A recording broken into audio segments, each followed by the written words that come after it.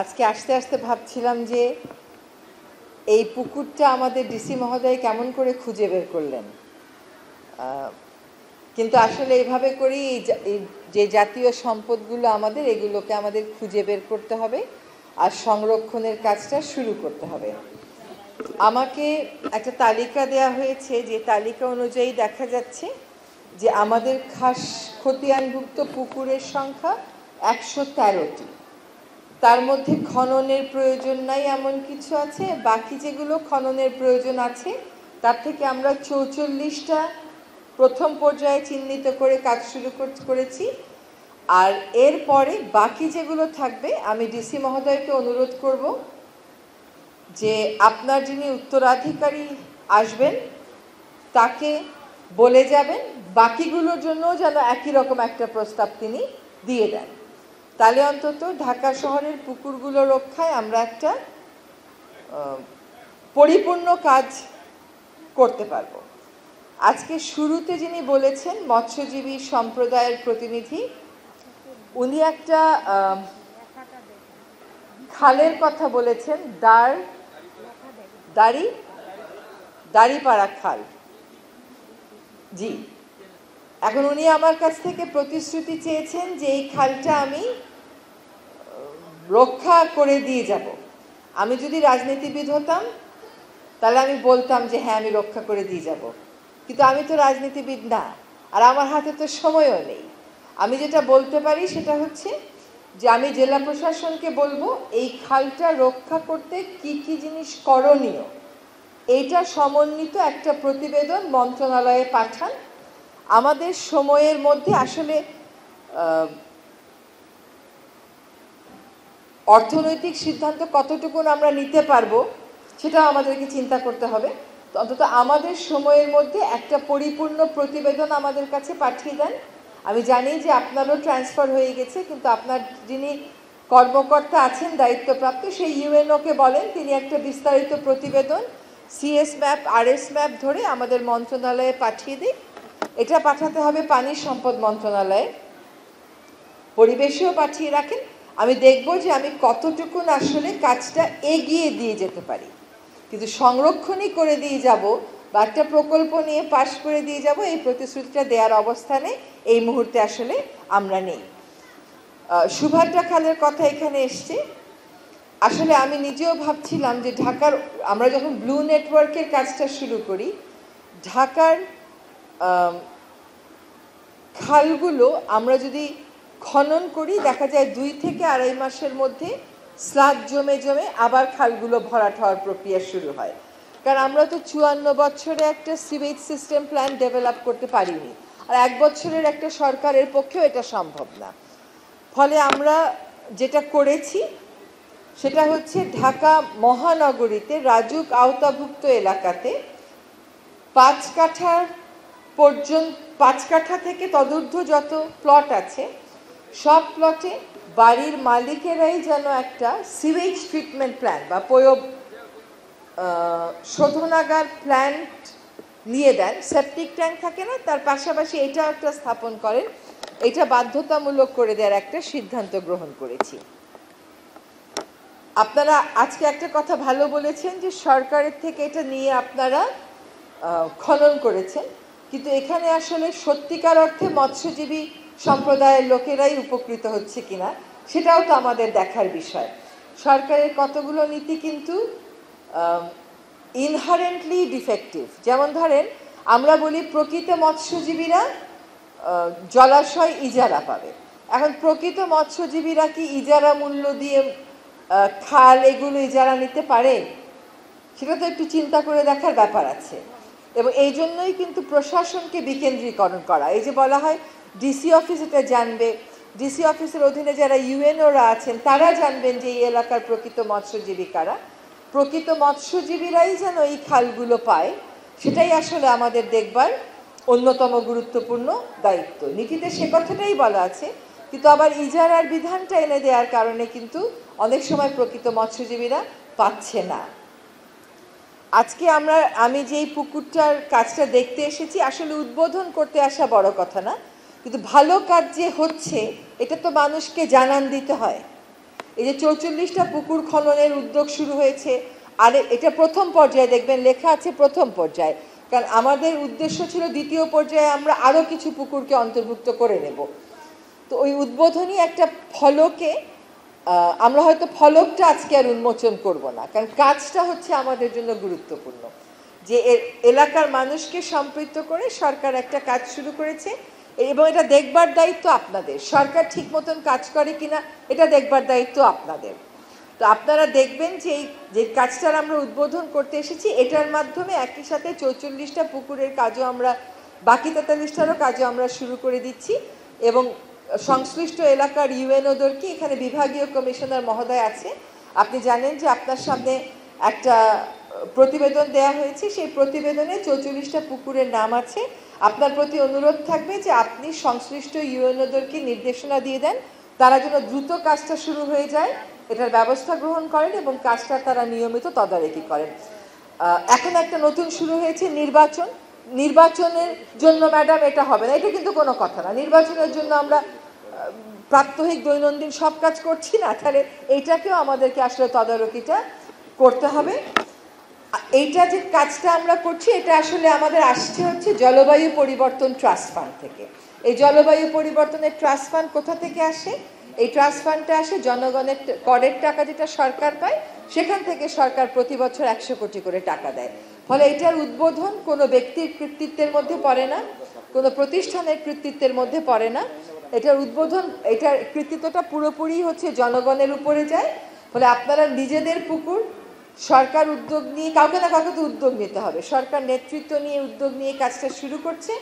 আপনারা দেখবেন যেন কাজটা সফলভাবে করা হয় এবং এই পুকুরটা যেন সবসময় মেনটেন থাকে।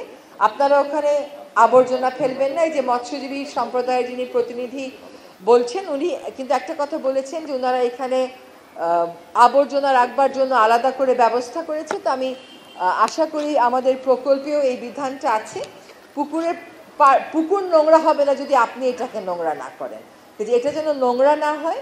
যদি এটার আশেপাশে কোনো গাছ লাগাতে হয়, আমাদের প্রকল্পেও বিধান আছে। আপনারাও যদি মনে করেন আপনারা পার্টিসিপেট করবেন, এগিয়ে আসবেন। আপনারা সকাল থেকে এখানে অপেক্ষা করে আছেন আমার জন্য। আমি হয়তো একটু দেরিতে এসেছি, আপনাদেরকে ধন্যবাদ এখানে আসার জন্য। আর আমি দুঃখিত যে আমার একটু বিলম্ব হয়েছে। শুধুমাত্র পুকুর নিয়ে কথা না বলে আরও 2-1টা বিষয় নিয়ে কথা বলি। আমাদের এক প্রবাসী আছেন, উনি মৌলভীবাজারে যতবার বিদেশ থেকে আসেন, উনি ওনার এলাকার বর্জ্য ব্যবস্থাপনা দেখে অত্যন্ত বিরক্ত হয়ে যান। তো উনি এবার নিজে থেকেই শুরু করেছেন যে কয়েকটা স্কুল কেন্দ্রিক পরিষ্কার পরিচ্ছন্নতা কার্যক্রম। স্কুলগুলোতে পচনশীল বর্জ্য রাখবার জন্য একটা পাত্র দিচ্ছেন, অপচনশীল বর্জ্য রাখবার জন্য একটা পাত্র দিচ্ছেন। এবং উনি ওনার এলাকার বাজারটাকে পরিষ্কার করার জন্য নিজে দায়িত্ব নিয়েছেন। উনি কিন্তু এই দেশে থাকেনও না, উনি এই দেশে কিন্তু বিদেশে থাকেন। তো আমি আশা করব যে কেরানীগঞ্জেও নিশ্চয়ই এরকম কেউ না কেউ আছে যে উদ্যোগ নিয়ে এই কাজগুলো করবে সমাজের জন্য। আমরা কিন্তু উন্নয়ন বলতেই বুঝি বড় একটা ব্রিজ, চওড়া একটা রাস্তা। চওড়া একটা রাস্তা হতে গিয়ে যে আমার ধানি জমি নষ্ট হয়ে যায়, বড় একটা ব্রিজ করে যে আমার নদী ভাঙ্গন বেড়ে যায়, এগুলো আমার কল্পনার জগতে আসলে থাকে না। আমরা যদি সরকারকে বলি অর্থ বরাদ্দ দিতে, সরকার একটা বড় ব্রিজ দিলে অর্থ বরাদ্দ দিবে।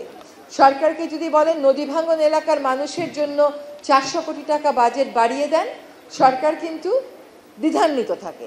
সেখানে খুব স্বাচ্ছন্দ্য ভরে সরকার তাৎক্ষণিক বলে দিতে পারে না যে আচ্ছা ঠিক আছে 500 কোটি টাকা আমরা ইমার্জেন্সি ফান্ড বাড়িয়ে দিব। তো এই যে আমাদের উন্নয়নের মধ্যে একটা দ্বৈততা আছে। আমরা বৈষম্যবিহীন সমাজ গড়ার কথা বলি, কিন্তু আমাদের উন্নয়নই হচ্ছে বড় বড় মেগা প্রজেক্ট কেন্দ্রিক। এই বড় বড় মেগা প্রজেক্টে সবসময়ই যে সমাজের পিছিয়ে যাওয়া জনগোষ্ঠী উপকৃত হয় সেরকমটি নয়। আরেকটি অনুরোধ করব, আমাকে প্রায়ই প্রশ্ন করে যে পলিথিন শপিং ব্যাগ বন্ধে আপনি যে অভিযান শুরু করেছিলেন এটা কি সফল না ব্যর্থ বলেন। যেন আমি ব্যর্থ হলে অন্যরা জিতে যাবে, সেটার কিন্তু কোনো সুযোগ নাই।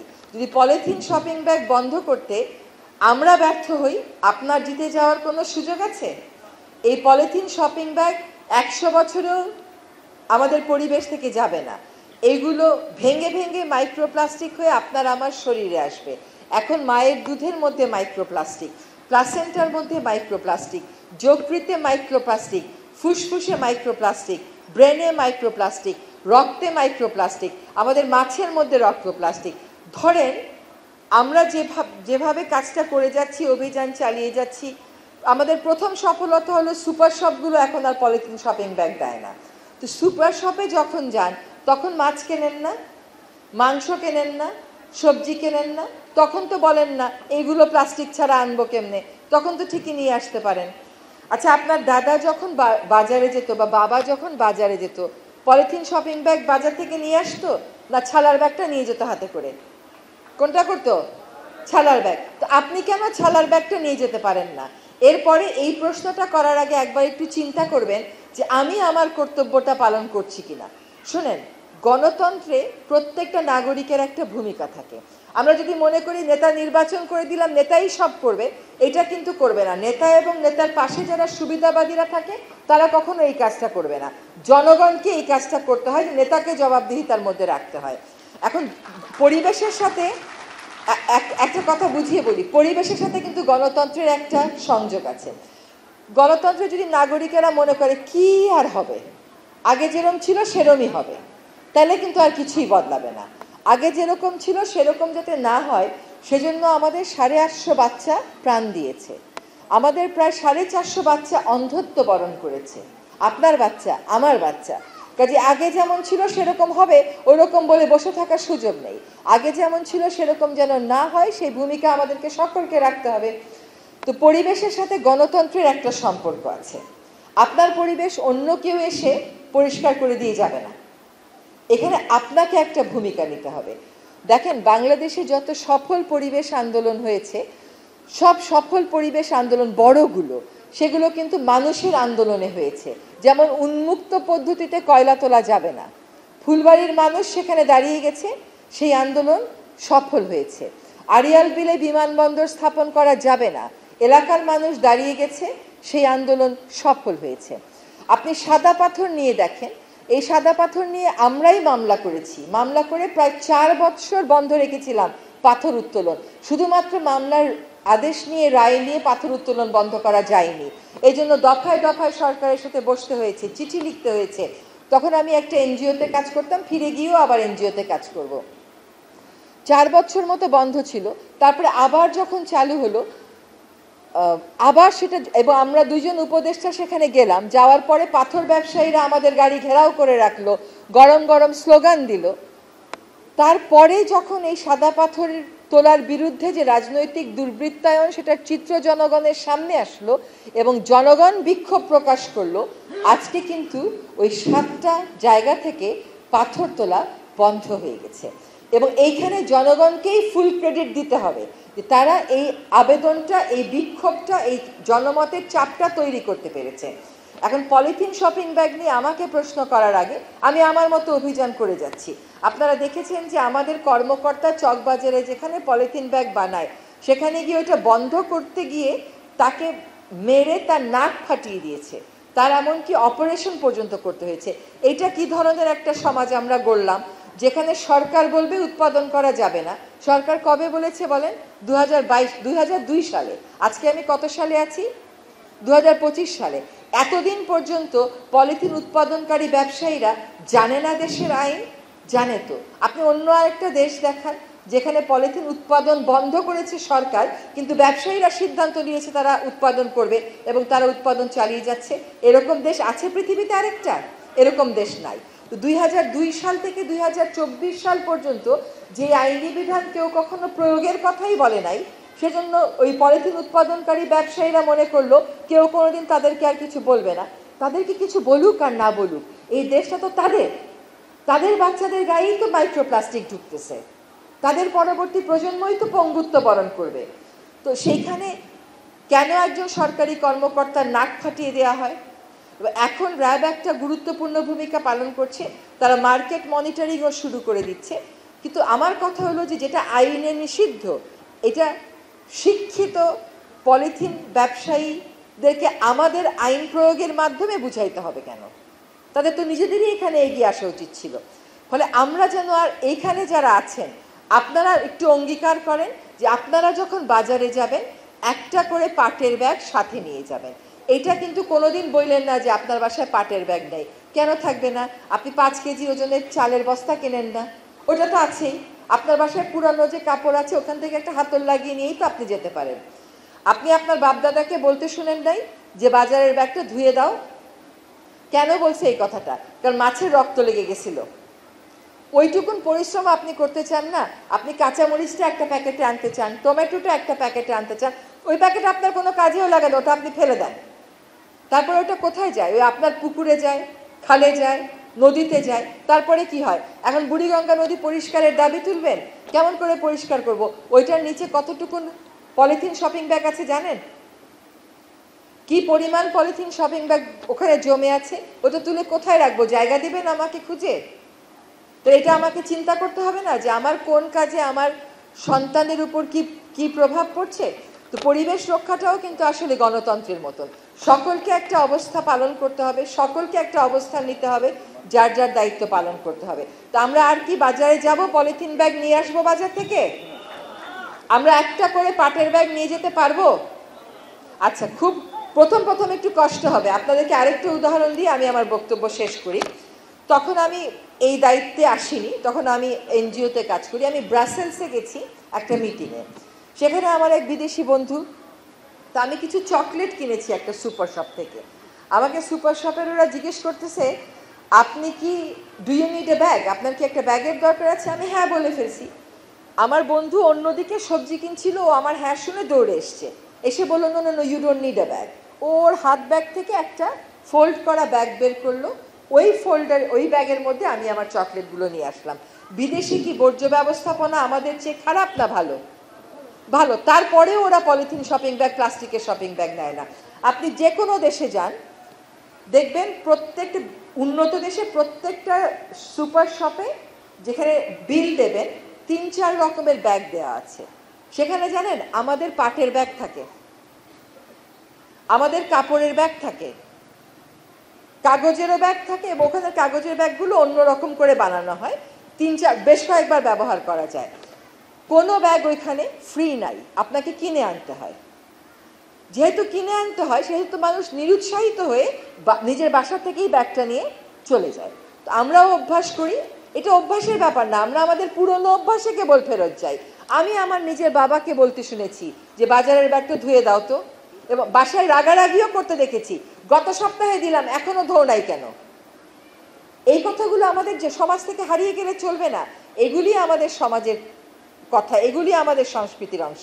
এই যে আজকে এখানে এসেছি কত ভালো একটা কাজে, এসেই মনটা একটু খারাপ হয়ে গেল, কারণ সরকারি পর্যায় থেকে কিন্তু সিদ্ধান্ত নেওয়া হয়েছে যে সরকার আর কোনো একবার ব্যবহার্য প্লাস্টিক ব্যবহার করবে না, কিন্তু আমাদের ফোল্ডারগুলো এখনো প্লাস্টিকের রয়ে যাচ্ছে। আমাদেরকে দ্রুত গতিতে সিদ্ধান্ত নিয়ে প্লাস্টিকের ফোল্ডার সরিয়ে দিতে হবে। এটা আমাকে দেখলে ভয়ে বা আমাকে দেখলে আগ্রহে করার কিছু নাই, আপনার সন্তানের ভবিষ্যতের কথা ভেবে এটা আপনি করবেন। সকলকে অনেক ধন্যবাদ। একটা শুভ কাজে এসেছি, আশা করি এই কাজের ধারাবাহিকতা বজিয়ে রাখতে আমরা সকলে একসাথে এগিয়ে যাব। ধন্যবাদ।